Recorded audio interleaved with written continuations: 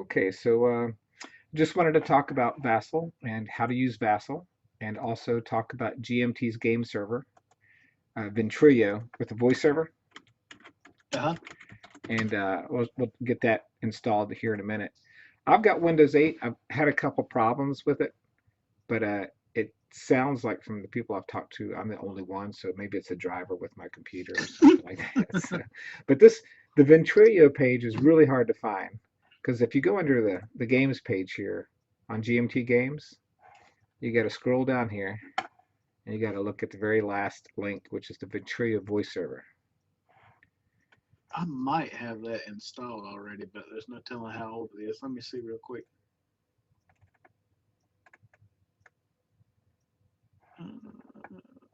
No, I don't see it. All right, so GMT. Yep, gmtgames.com.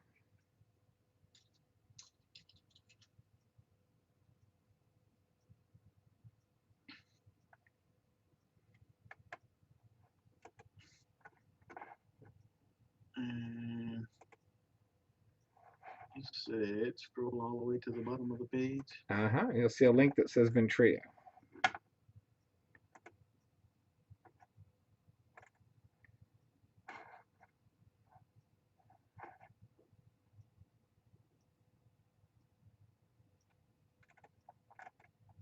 Oh, it's on the bottom, on the left-hand menu, I should say, not the bottom of the page. Yeah, I got you. I'm just looking.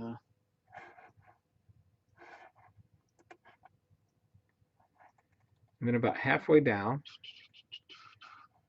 you'll see the link for the Ventrillo client. Wait a minute. I'm still trying to find it.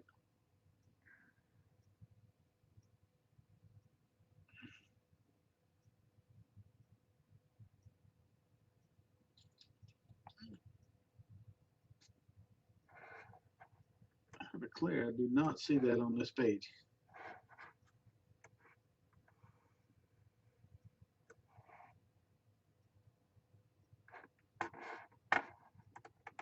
I see vassal updates. Let's see, vassal updates. Can you just go through it? Can you not just Google Ventrillo? Now, well, Ventrillo will take you to the Ventrillo page. Uh-huh. GMT rents server space from Ventrillo. Uh, So okay. you're on GMT Games website, right? Yes, And then you went to the games link at the top of the page. maybe not. Okay. Maybe I don't listen as well as I think I do. Well, I sometimes I go a little fast. You know how the IT guys are, so. Yeah,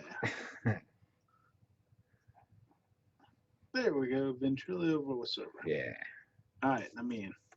All right.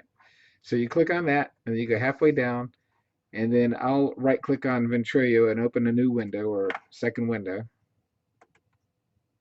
and then download this client. And I need to do this. Yep, if you haven't already. I don't think I have. Okay. Go ahead and download and install that. All right. Okay, so once you've got the Ventrillo client installed, you're going to follow the instructions on the GMT Games page on how to set up Ventrillo. So I'm going to open up Ventrillo, and typically you won't see that information that you see there, but we're going to add a new user, and you create a new name up here, like Charles, whatever you want to call it, and then you click OK, and then you click a new server here, and you type that information on GMT's page here. It is. And then you put the port there, in. but it's hard to see while you're. Yeah, I know. Okay. Event.gameservers.com. Yep. Do we need a description or any of that mess? Nah. Okay. All right. You'll put the port as 4921, and you'll put the password in as GMT voice. Oh, wait a minute. I'm still setting up. Oh, okay. Sorry. That's no problem. In the wrong spot.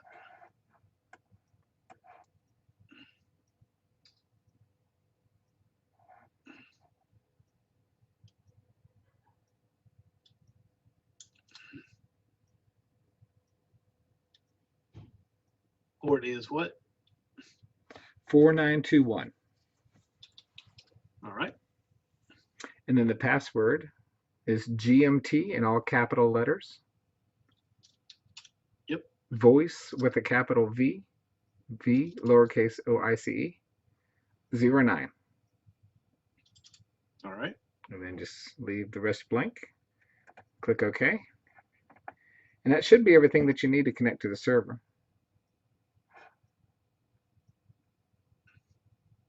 So once that's done, go ahead and click connect.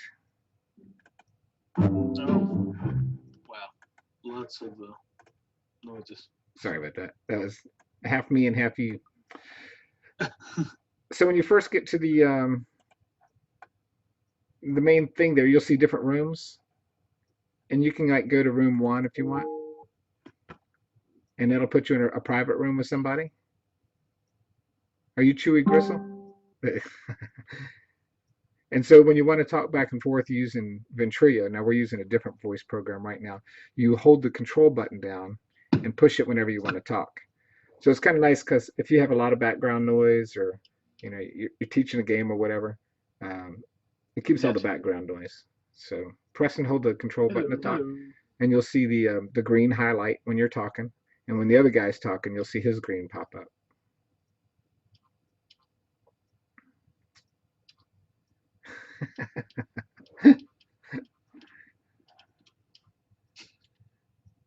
So you should only have to enter that user ID and password stuff once, and then after you're done, you can disconnect and just reconnect anytime you want.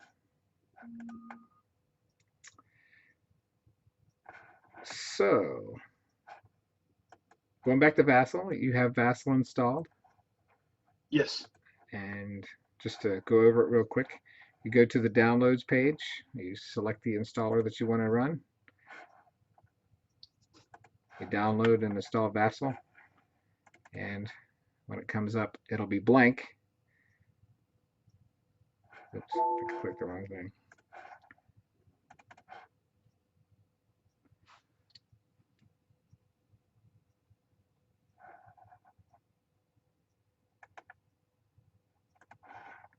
There we go. Now, usually the first time you run it, it'll be blank. You won't see any modules listed here. Not sure if you see the server status, but you have to go under Tools and select Server Status for this to show up. On your version of Vassal, do you see that portion on the right? I see that I've got the server status checked. Yep. But see, that's what I don't see that part. So you can slide this left and right by the default install when it first comes up. It's kind of hidden. So you slide this over like that. See, you know the code. That's the deal. I don't know the code. I just know how to work it. Now, if you click on refresh, you can see all the people playing different games in there. Oh, okay. Now, sometimes I got Game of Thrones in here. Yeah, there's all kinds of cool stuff. Sometimes people will leave sessions up and forget about them. Sometimes they'll disconnect and the server won't disconnect them. So just because it shows somebody in there doesn't mean that they're actually sitting there waiting for a game. But sometimes if you see a 1, more than likely they're waiting for a game or have been waiting for a game and timed out. Cards Against Humanity. I got to get that. So I've never played it. I want to get a copy of it. But another trick, if you don't have Vassal. Go ahead. Sorry. I was going to say it's print and play if you. Oh, I didn't know that. Yeah, you can go to their website and download it, so it's all legal like. I took mine to Staples. I can't imagine what they thought about that. So another little trick you can do is go to the Vassal page, and on the very bottom of the Vassal page, you see something called Check the Server Status to see what games are being played right now. Oh, let me do that, because that sounds like something I need to know how to do. It's much easier.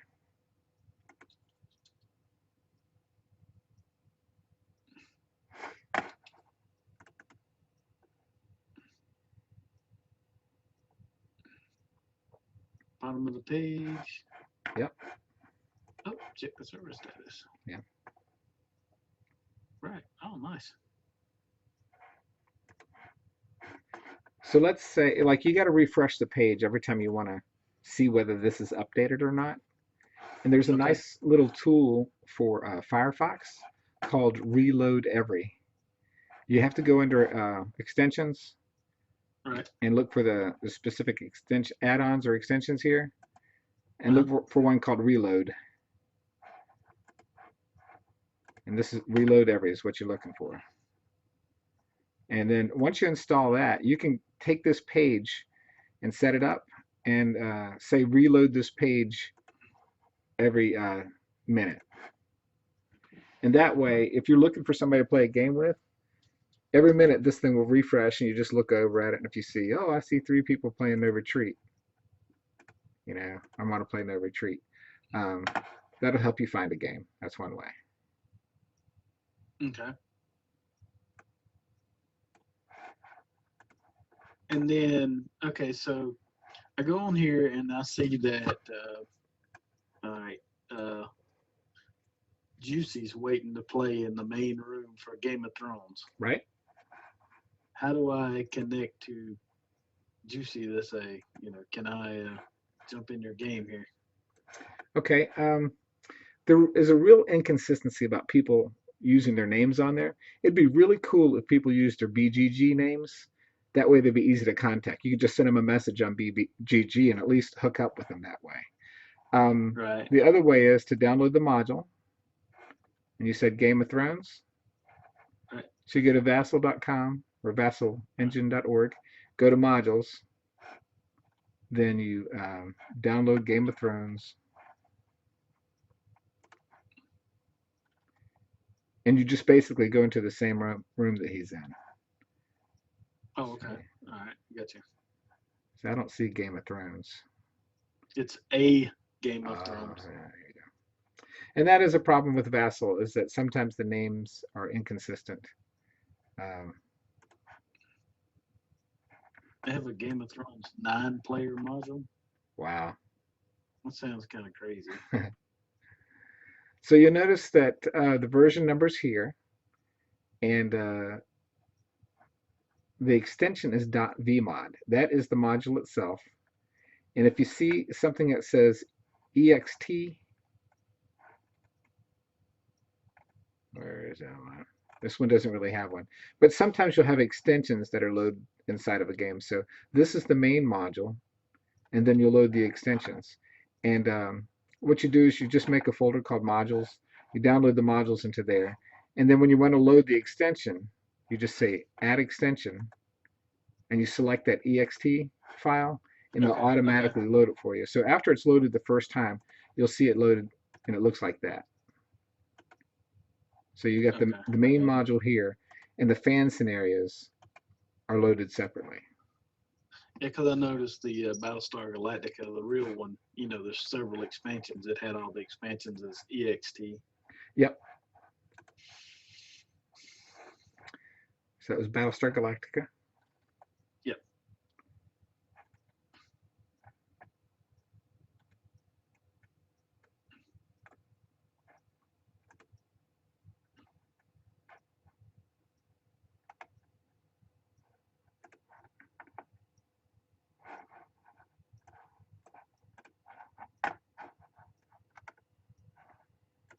So I'll make a new folder called modules.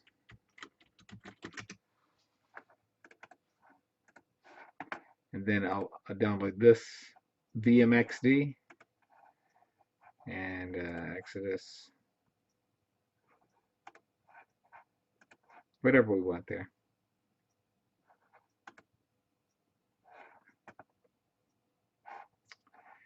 And there's the download.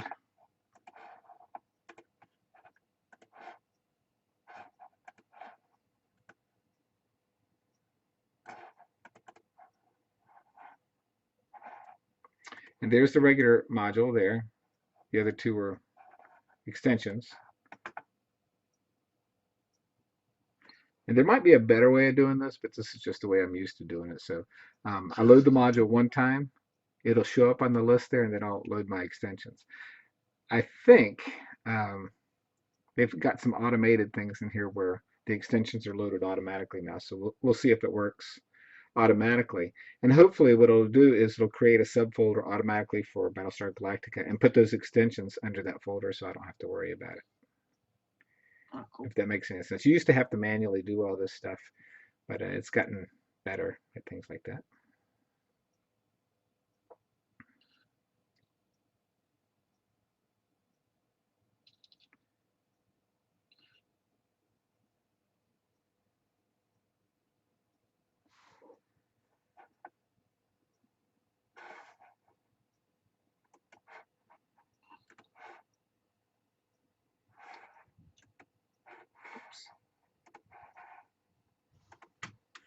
So is Vassal associated with GMT?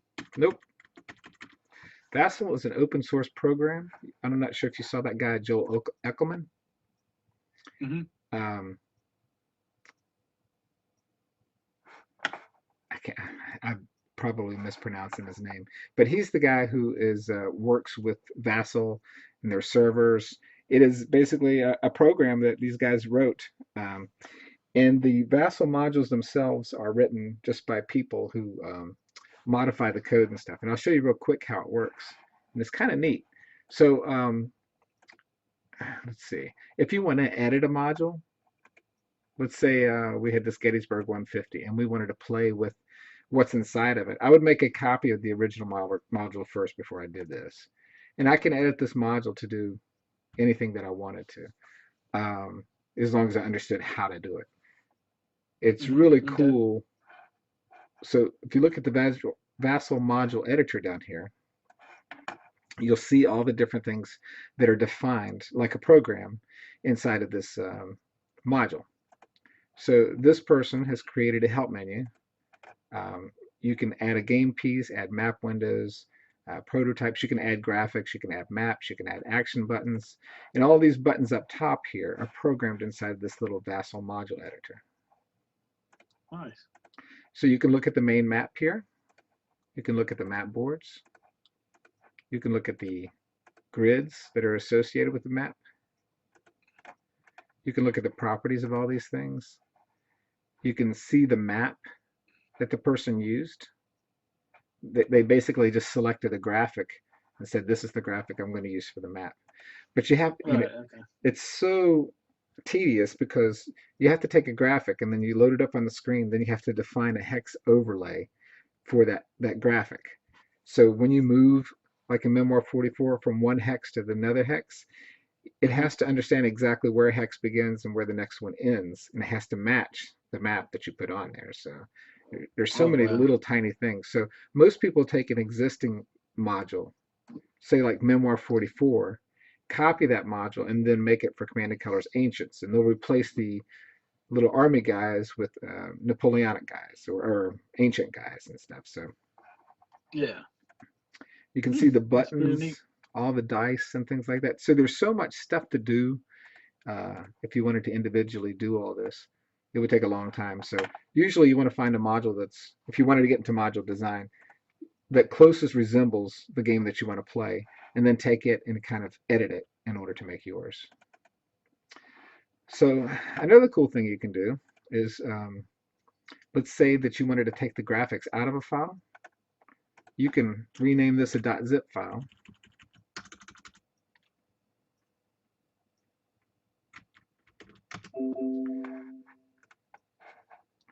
And then once you do that, you can extract all that information out to graphics files.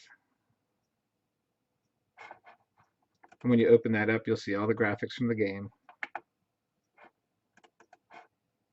Ah. That's pretty cool. But that's essentially, like if you wanted to use this as your icon for BGG or your avatar, you can extract it out from the Vassal module and just upload it and use that graphic there. It might be good for making a player aid too. Oh man, all kinds of stuff. Player aids.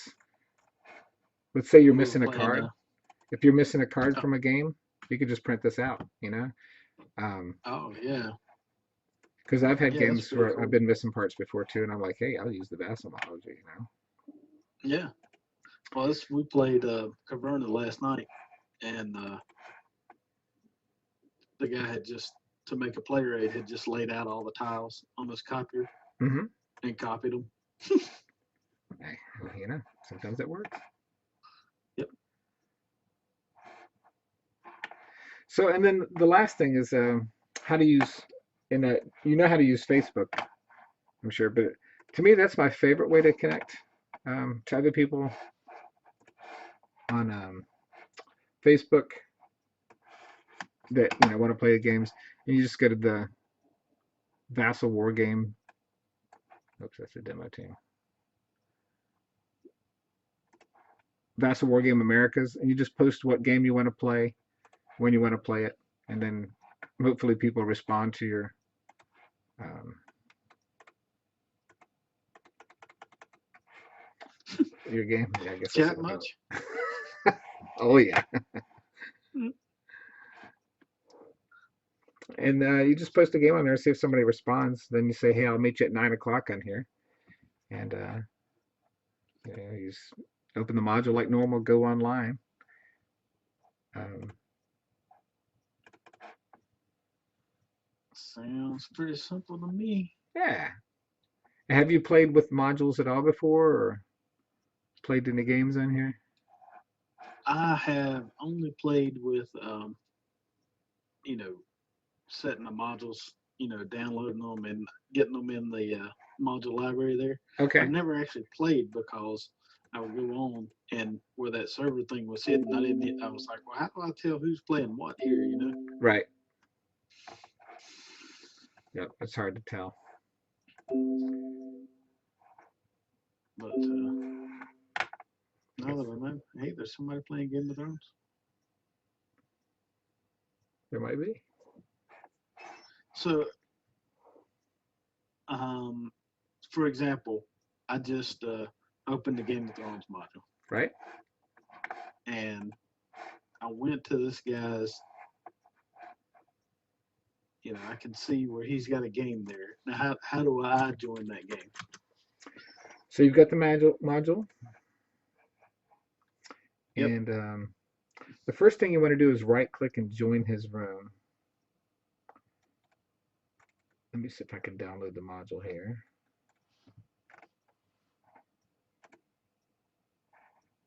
Did you download the Winds of Winter? No, just the base. And that's It's which version did you get? I'll tell you. Game of Thrones. If you scroll down, it's version 1.31.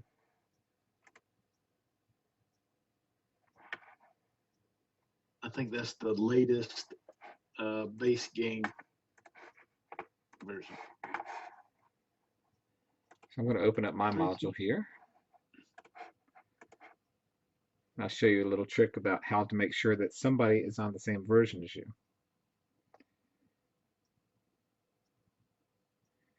So you probably noticed to the right there. Are you in the module right now or in the room?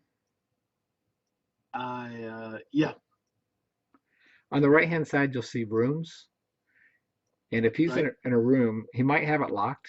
And if there's a little lock symbol, that means you can't go in there. You can right click on the room and say join that room, and you'll automatically synchronize and see his screen.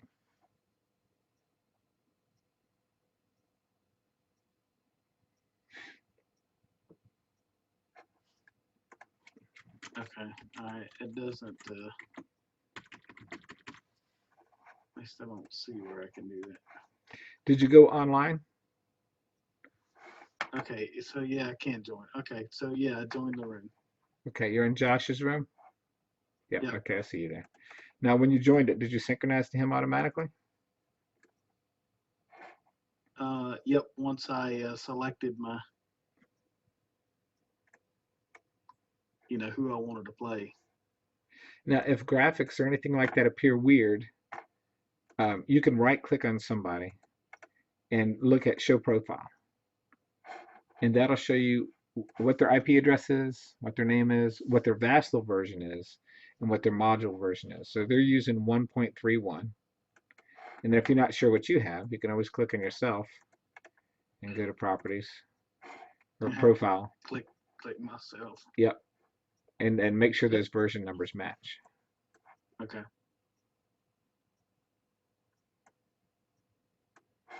Awesome. Now let's say you and I wanted to create our own room. We would just go back up to the main room.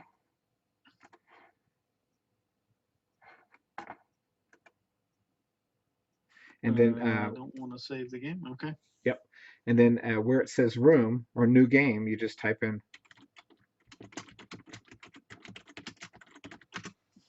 Mark and Charles Test is what I named the room. So you'll right click on there and join that room. I think somebody, Oh, that Justin guy wanted to play? yeah. It's like 5 players, let's go.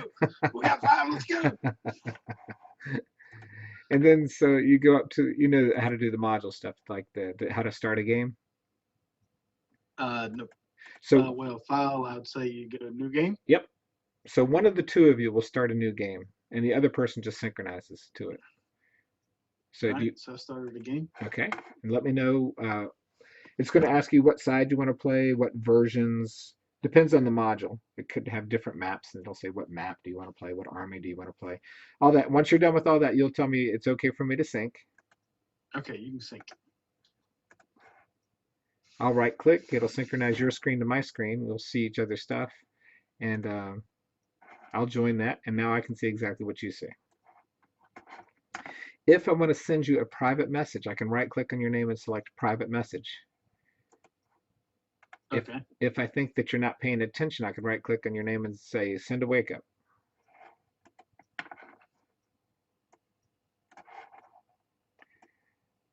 So let's talk about saving games. So you get into 3 hours into a game, you're getting tired, the baby's crying, whatever, and you want to save the game. You can go under File, Save Game, and it'll save all the pieces and all the markers and everything exactly the way they are in the game. And then when you want to go back to play it, you just select Open Game, and you open up that file that you save, and it'll pick everything right back up.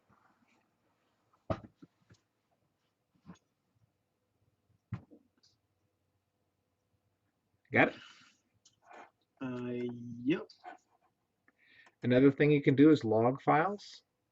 Now, as you're playing games, you can save the game and play them back to yourself later. So if you like wanted to see where your problems were, see if somebody made a mistake in a rule, and kind of go back and review it and stuff. Or like sometimes in tournaments they have you save log files so the GMs can review it. So you can save a log file and it'll save every step of the game.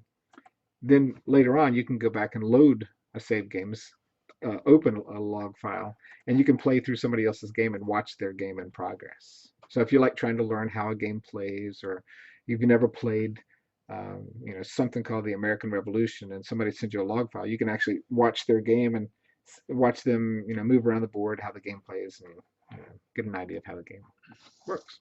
Cool. Just like YouTube, but very slow. That's pretty much it. I mean, unless you want to go through these buttons up top, each one of these modules is different. Some have the playing pieces in there. Um, you can click on them and just see what happens. You really can't hurt anything, so it doesn't hurt to click on any of these. It is a little weird sometimes figuring out how to do stuff, but your user ID and your password is what keeps the other players from seeing your stuff. So if you chose the username of Mark and your password was YES, if you went to another computer and installed Vassal and you did not know your password, you wouldn't be able to see your own pieces the next time you played a saved game. Oh, okay. No problem. I'll just make up some password.